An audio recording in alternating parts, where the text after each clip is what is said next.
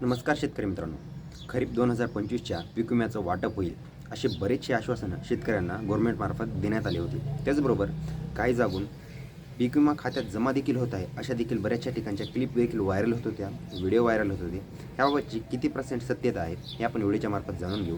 त्याचबरोबर खरीपचा खरंच 2025चा पीक विमा खात्यात जमा होत आहे का? जर होत नसेल तर किती तारखेपर्यंत जमा होणार आहे? या सगळ्या गोष्टींचा सविस्तर आपण माहिती घेणार आहोत. तर व्हिडिओला काळजीपूर्वक शेवटपर्यंत नक्की बघा.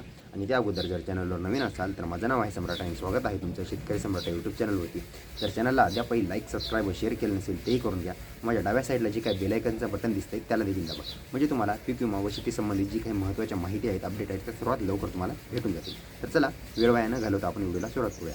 तर बघा शेतकरी मित्रांनो, कृषी मंत्र्यांच्या मते 15 जानेवारी 2026 पासून शेतकऱ्यांच्या खात्यात 2025च्या खरीप पीक विम्याचं वाटप हे करण्यात येणार होतं. पण त्याचमध्ये काही शेतकऱ्यांचा पीक विमा हा मंजूर देखील झाला होता, त्यांच्या रकमा देखील दाखवत होत्या. पण त्यामध्ये सर्वात मोठा ट्विस्ट तेव्हा आला ज्यामध्ये कंपन्यांना शेतकऱ्यांचा जो डाटा आहे तो कंपन्या म्हणत आहेत की बाबा आमच्यापर्यंत डाटा पोहोचलेलाच नाही आहे. काही शेतकऱ्यांच्या ज्या अवेटेडच्या किमती होत्या त्या किमतीमध्ये देखील बदल झालेला नाही आहे. काहींचे यील्ड बेस 0 दाखवत होते व बऱ्याचशा अशा शेतकऱ्यांना प्रॉब्लेम आला. त्यामध्ये शेतकऱ्यांच्या मागच्या आठवड्यात देखील काही शेतकऱ्यांच्या रकमा बदल झालेला आहे. तर बघा, ह्या बदल झालेल्या रकमा तुमच्या खात्यावर कधीपर्यंत येणार आहेत? ज्यांचे स्टेटस बदललेले आहेत त्या शेतकऱ्यांसाठी देखील अपडेट आहे.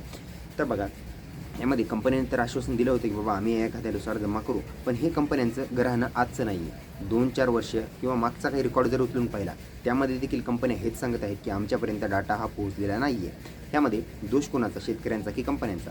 महत्त्वाचा मुद्दा हा आहे की शेतकऱ्यांना ह्या रकमा भेटणार तर आहेत, पण त्या कधी? वेळ निघून गेल्यानंतर ह्या रकमा भेटून कुठल्याही प्रकारचा अर्थ नाही. यामध्ये सर्रास पाहायला गेलं तर गव्हर्नमेंट व या कंपन्यांचा दोष मानला जाईल.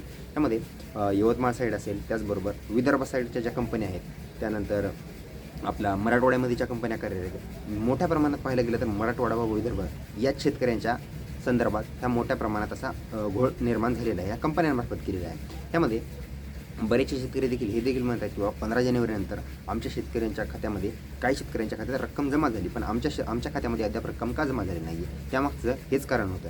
तर बघा, मेनली पाहायला गेलं तर आता इलेक्शन देखील झालेलं आहे, यांचं सगळं काम पार पडण्यात आलेलं आहे. या अगोदरच तुम्हाला शेतकऱ्यांना ही रक्कम जमा करायला पाहिजे होती, पण त्या प्रकारचं कार्य गव्हर्नमेंटने केलेलं नाही आहे. तर ही तुम्हाला पीक विमा इतके दिवस न भेटण्यामागची ही कारणे होती. तर यानंतर बघा, पाहायला गेलं तर कंपन्यांपर्यंत तुमचा डाटा जो नवीन परत जाईल त्यानंतरच तुमच्या खात्यावर रक्कम जमा होणार आहे, असं क्लिअरली तर म्हणजे यूट्यूबर्सच्या मार्फत किंवा एक्सपर्टच्या मार्फत असंच सांगितलं जात आहे. गव्हर्नमेंट याबाबत कुठल्याही प्रकारचं उत्तर देणार नाही, ही 100% खरी गोष्ट आहे.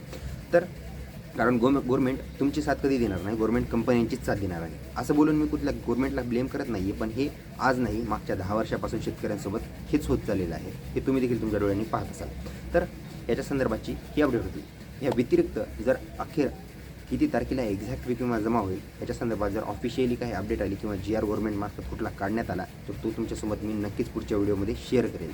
तर ह्याबाबतची ही आत्तापर्यंतची एवढीच अपडेट होती. त्यानंतर इतर तुम्हाला जर वैयक्तिक कुठली माहिती पाहिजे असल्यास तुम्ही व्हिडिओच्या खाली कमेंट देखील करू शकता. त्याचबरोबर त्यानंतर धान बोनस व पीक विम्यासंदर्भात देखील तुम्हाला मी मागच्या नंतरच्या काही व्हिडिओमध्ये अपडेट दिली. मागच्या व्हिडिओमध्ये देखील एक अपडेट दिली होती.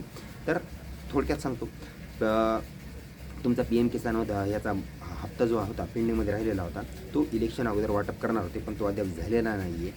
24 फेब्रुवारी ही टेंटेटिव्ह डेट देण्यात आली आहे. ह्यामध्ये किती देखील सत्यता आहे हे अजूनही सांगता येत नाही, कारण आपल्या इथं कुठलं काम वेळेवर होईल हे तुम्हाला माहीतच आहे. कुठलं काम वेळेवर आपल्या इथं होतच नाही. तर याबाबत अजून जर काही अपडेट आली 24 तारखेनंतर ती देखील तुम्हाला मी सांगून टाकेल.